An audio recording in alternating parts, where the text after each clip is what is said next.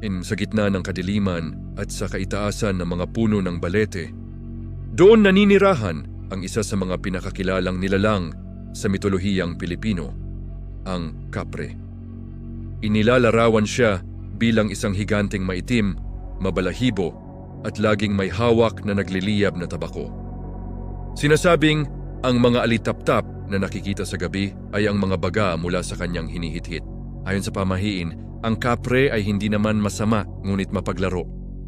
Kapag ikaw ay naligaw sa gubat at pabalik-balik sa iyong nilalakaran, pinaniniwala ang pinaglalaruan ka ng kapre. Ang tanging paraan para makawala ay ang pagbabaligtad ng iyong damit. Sinasabi ring ang kapre ay maaaring makipagkaibigan o umibig sa tao. At kung makuha mo ang mahiwagang puting bato nito, maaari itong magkaloob ng iyong mga kahilingan. Pero mag-ingat dahil ang kanilang presensya ay nagdadala rin ng panganib sa mga hindi rumirespeto sa kalikasan. Naniniwala ka ba na totoo ang mga kapre o ito ay katang isip lamang?